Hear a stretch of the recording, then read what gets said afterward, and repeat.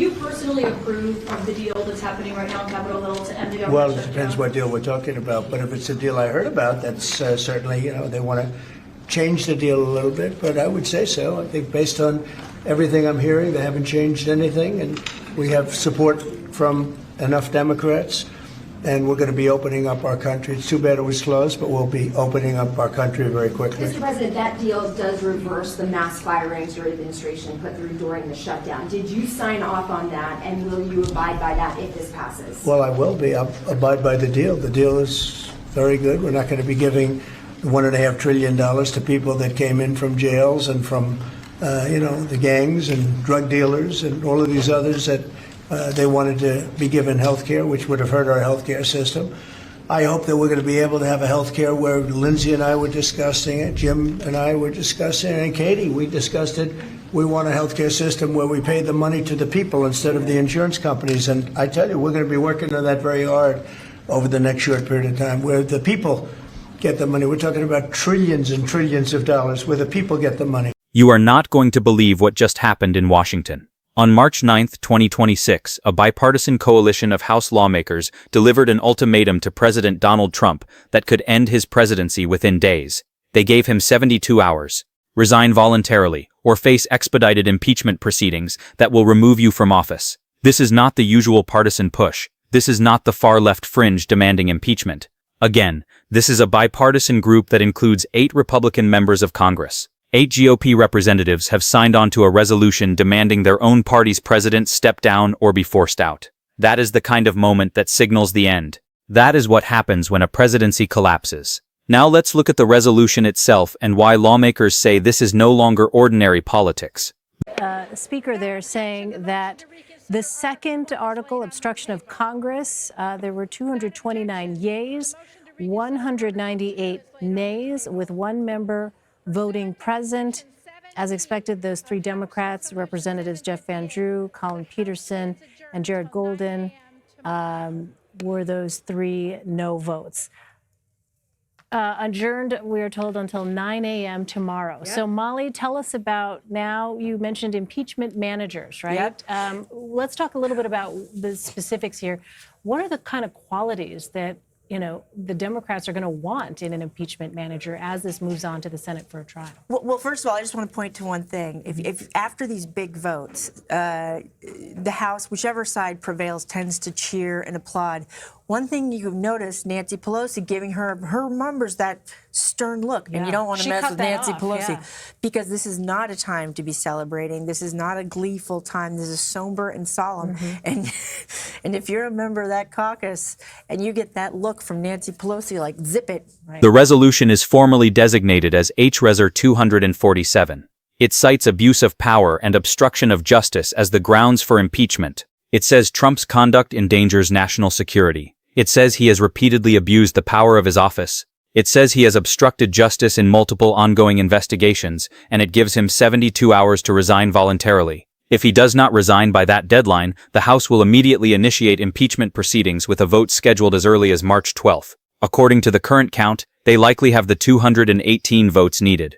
All 195 Democrats are lined up, and they have at least 8 Republicans who have broken ranks to join them. That is enough. That is the math. That is the endgame. This next part explains why this ultimatum did not appear out of nowhere. The 2 articles, those are the charges against the president: abuse of power in his dealings with Ukraine and obstruction of Congress. On abuse of power, the charge that Donald Trump ignored and injured the interests of the nation and betrayed the nation by abusing his high office to enlist a foreign power in corrupting democratic elections. On obstruction of Congress, the charge that Trump, without lawful cause or excuse, rejected every subpoena or request for evidence, the article declaring, "In the history of the Republic, no president has ever ordered the complete defiance of an impeachment inquiry." Now, let's understand why this is happening right now. This ultimatum did not come out of nowhere. It is the direct result of a cascade of scandals hitting Trump's presidency all at once. The Manhattan DA's office filed an impeachment referral accusing Trump of perjury in the fraud case. Marjorie Taylor Greene broke ranks and exposed Trump's alleged third-term plans and tariff admissions. Kristi Nolan was fired and leaked details about the $220 million ad campaign. FBI memos were leaked showing Kash Patel approving illegal firings of agents who investigated Trump. A federal judge called Trump a liar about his asset valuations. All of this is happening simultaneously. All of this is hitting at the same time, and Congress is finally saying enough is enough. The institutions cannot function with a president engaged in this level of corruption. Either Trump resigns or Congress will force him out. Now watch how Trump responded when the allegations started closing in. Just so you understand, it's the single greatest witch hunt in American history, probably in history, but in American history. It's a disgraceful thing. The letter was a great letter, meaning the letter revealing the call. That was done at the insistence of myself and other people that read it. It was a friendly letter. There was no pressure. The way you had that built up, that call, it was going to be the call from hell. It turned out to be a nothing call, other than a lot of people said, I never knew you could be so nice. So part of the problem you have is you have the fake news. You have a lot of corrupt reporting. You have some very fine reporters and journalists, but you have a lot of corrupt reporters, a lot of corrupt journalists. I would rate you right in there, by the way. And excuse me. So we're having, if you notice, the stock market went up when they saw the nonsense. All of a sudden, stock market went down very substantially yesterday when they saw a charge. After they read the charge, the stock market went up very substantially. We have created the greatest economy in the history of our country. Trump's response was exactly what you would expect. He called the resolution a loser witch hunt. He said Democrats are trying to get him because they lost the election. He said impeachment failed twice before, so it will fail this time too. He attacked the rhinos who signed on to the resolution and promised they would regret it. But notice what Trump did not do. He did not address the substance of any allegation. He did not explain the $220 million ad campaign. He did not defend approving illegal FBI firings. He did not address the perjury allegations. He did not explain the third-term plans. He just attacked the people calling for his resignation. That is what Trump does when he cannot defend his conduct. He attacks his enemies instead of defending his actions. Here is the part that makes this moment dangerous for Trump inside his own party. Kira, well, now the bill goes to President Trump's desk. Republicans were largely successful. They got this through the House of Representatives and the Senate. In fact, they got it through the House twice. Republicans in the Senate made a couple of changes, meaning the House of Representatives needed to pass it again, and they did so just after midnight early this morning. Now that this bill is finished, it goes to Trump's desk. They can now begin the process of formally clawing back some of that money allocated to the U.S. Agency for International Development, USAID. You might remember all of the court cases that played out earlier this year when the Department of Government Efficiency effectively shut down U.S. Agency for International Development. Now, Congress has actually spoken and said, we're going to claw that funding back, meaning that those programs can wind down. There's less of a legal case there for people who are trying to keep that international aid alive. This also claws back, though, funding for the Corporation for Public Broadcasting, and they fund NPR and PBS. But here is what makes this moment truly significant. 8 Republican House members are willing to break ranks and demand Trump's resignation. These are not random backbenchers. These are people who have been part of the Republican coalition for years. These are people who have defended Trump through 2 impeachments and countless scandals. And now they are saying enough is enough. We cannot defend this anymore. Trump has to go. That is what happens at the end of a presidency. That is what happens when a president's own party starts abandoning him. Now let's see why the Senate math is suddenly becoming part of the story. The Senate will conduct a trial of the former president, and senators will render judgment on his conduct. Therefore, the point of order is ill-founded and, in any case, premature. If senators want this issue debated, it can and will be argued during the trial. Therefore, I move to table the point of order, and I ask for the yeas and nays. Is there a sufficient second? There is a sufficient second. The clerk will call the roll. In this vote, the ayes are 55, the nays are 45. The motion to table is agreed to. The point of order is not sustained. Majority Leader. The Senate implications are absolutely crucial here. For impeachment to actually remove Trump from office, you need 2/3 of the Senate to vote for conviction. That is 67 senators. Right now, there are 52 Republicans and 48 Democrats. To reach 67, you would need 19 Republicans to vote for removal. 19 out of 52. That is actually not an impossible number. That is actually plausible if enough Republicans get nervous about being associated with Trump. And there are whispers in the Senate. There is talk among Republican senators about whether they would vote to convict. Some are apparently saying they would consider it if the evidence is strong enough. Some are apparently getting nervous about Trump's approval rating crashing, and what that means for their own elections. Some are apparently realizing that defending Trump is becoming a political liability instead of an asset. Trump's approval rating is now at 38% according to the latest polling. That is extraordinarily low. That is the kind of approval rating that means the president has lost the country. That is the kind of approval rating that makes congressional Republicans nervous about being associated with him.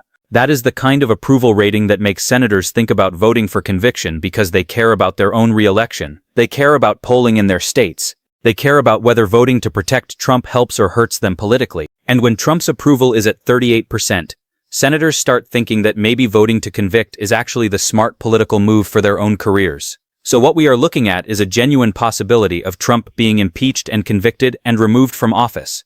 That is not hyperbole. That is not crazy talk. That is an actual possibility based on the current political situation.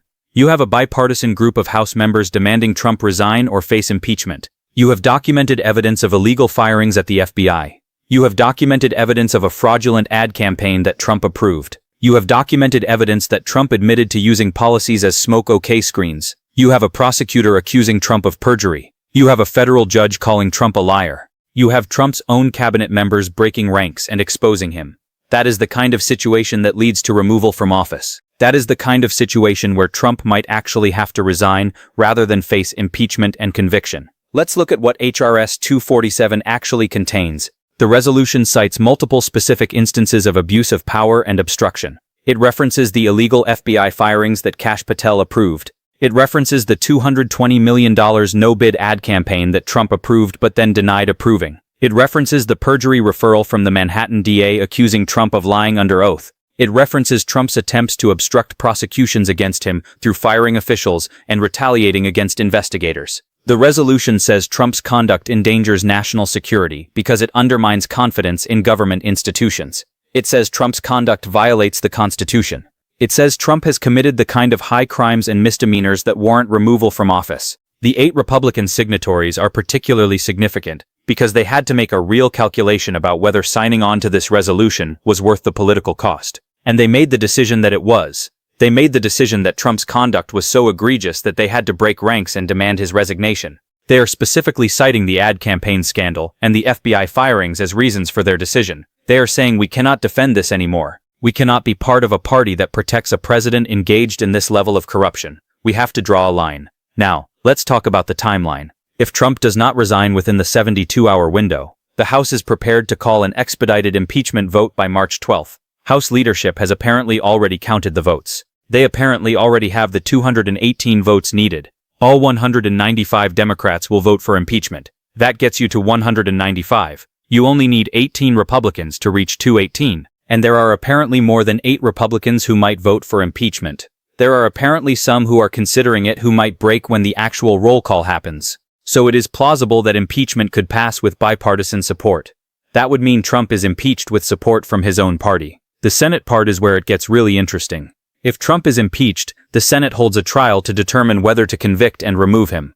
That trial would be the 3rd impeachment trial of Trump's presidency. First trial in 2020, second trial after he left office, and now potentially a 3rd trial while he is sitting president. In the trial, both sides present evidence, both sides argue, and then senators vote. You need 67 votes for conviction. All 48 Democrats would vote for conviction. That gives you 48. You need 19 more votes from Republicans. 19 out of 52. Is that possible? Maybe. There are whispers in the Senate that some Republicans might actually vote for conviction. There are conversations happening behind closed doors about whether voting for conviction is the right move politically. Senators from blue states or purple states might be more willing to vote for conviction because it might help them politically in their states. Senators who are retiring might be more willing because they do not have to worry about primary challenges. Senators who are up for re-election in 2026 and facing tough races might be more willing if Trump's approval in their states is very low. Senators who are generally viewed as institutionalists might be willing because they care about the Constitution and rule of law more than party loyalty. So there are potentially multiple categories of senators who might vote for conviction. And if enough of them break, Trump could actually be removed from office. The cascade of scandals that led to this ultimatum is important to understand. Marjorie Taylor Greene broke ranks and exposed Trump's third-term plans. Kristi Nolan was fired and leaked details about the ad campaign. The Kash Patel FBI memo leaks showed Trump using law enforcement for political revenge. The Manhattan DA perjury referral showed prosecutors saying Trump committed crimes. The federal judge calling Trump a liar showed judges questioning his honesty. All of this is happening simultaneously. All of this is creating an environment where Congress is saying this has to stop. The institutions are breaking down. Government is failing. Something has to be done. Either Trump resigns or Congress forces him out. Trump's public response has been defiant, but he is isolated. He does not have the support he used to have. His own party is breaking ranks. His own cabinet members are breaking ranks. His approval is in the basement at 38%. Congress is issuing ultimatums. Prosecutors are filing perjury referrals. Judges are calling him a liar. Multiple federal agencies have leaked damaging information. The institutions of government are turning against Trump. That is the moment when a president is in real danger. That is the moment when resignation actually becomes a real possibility, because continuing to fight becomes more costly than just stepping down. If Trump does not resign and the House votes on impeachment, it will probably pass with bipartisan support. That means Trump gets impeached for the third time. That means he becomes only the fourth president in American history to be impeached. That is historically significant. That is the kind of thing that defines a presidency. Once impeachment passes, the case goes to the Senate. The Senate holds a trial that will last weeks. Both sides present evidence. Both sides make arguments. And then senators vote. If Trump's approval continues to decline, if more scandals come out, if more cabinet members break ranks, Republican senators are going to get increasingly nervous. They are going to start thinking that maybe voting to convict is actually better for their own political future than voting to acquit. Because if they vote to acquit and Trump continues to be a disaster, voters in their states might punish them. But if they vote to convict, they can say they were part of removing a corrupt president. That might actually help them politically. The House vote is almost certain to happen and almost certain to result in impeachment.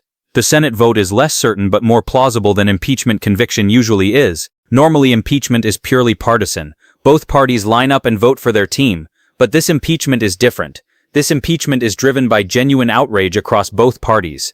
This impeachment is driven by actual evidence of illegal conduct. This impeachment is driven by Trump's own cabinet members breaking ranks and exposing him. In that environment, Senate conviction is actually possible. It is not likely, but it is possible. And that possibility is what should make Trump nervous. There are scenarios where Trump might choose resignation over impeachment and conviction. If the evidence of conviction becomes overwhelming, if Republican senators start publicly saying they will vote to convict, if Trump's approval crashes even further, if his legal exposure becomes severe, Trump might decide that resigning is better than being impeached and convicted and removed. Resignation would allow Trump to claim some level of victory. He could say he is stepping down for the good of the country. He could try to maintain dignity, but if he is impeached and convicted, that is permanent. That is a stain on his presidency. That is the ultimate humiliation. If Trump is convicted and removed, he could potentially be barred from ever holding office again. The Constitution allows for that. So removal from office in an impeachment trial could end Trump's political career permanently. That is a massive consequence that might actually motivate Trump to resign rather than face it, because resignation at least keeps the possibility of a return alive. But conviction and removal closes that door permanently. Whether Trump is removed through impeachment or resigns, the various legal cases against him continue. The Manhattan fraud case continues. The classified documents case continues. Any new cases that prosecutors might bring continue. And once Trump is out of office, his presidential immunity concerns become less relevant. So Trump could potentially face criminal prosecution after leaving office. That is another reason why resignation might actually look attractive to Trump. The international implications are significant too. America's allies and adversaries are all watching what is happening. Allies are probably relieved that there is a possibility of Trump being removed, because they are concerned about his foreign policy. Adversaries are probably waiting to see what happens, because Trump being removed opens new possibilities for them. The world is watching to see if American democracy can actually function. Can Congress actually hold a president accountable? Can institutions actually work? An impeachment and potential conviction would answer those questions affirmatively. It would show that America has institutions that can check a corrupt president. Right now, the media is focused on the scandals and the illegality of Trump's conduct. The media is focused on his corruption and abuse of power. The media is focused on the fact that Congress is demanding Trump resign or face impeachment. That media narrative is devastating for Trump. That media narrative is shaping public opinion. Public opinion is already declining. Trump's approval is at 38%. That approval is going to decline even further as the media focuses on impeachment. Public opinion is going to turn even more against Trump, and public opinion drives congressional behavior. The more public opinion turns against Trump, the more congressional Republicans are going to feel pressure to distance themselves from him. The more public opinion turns against Trump, the more Senate Republicans are going to consider voting for conviction. If Trump does not resign within the 72-hour window, the House will vote on impeachment around March 12th. Impeachment will almost certainly pass. Then the Senate will hold a trial. The trial will last weeks, evidence will be presented, arguments will be made, votes will be cast, and either Trump will be convicted and removed or acquitted. Based on the current situation, conviction is possible but not certain. Acquittal is more likely than conviction, but removal is not as impossible as it would normally be in an impeachment situation. That is because this impeachment is driven by bipartisan outrage and actual evidence of illegal conduct rather than pure partisanship.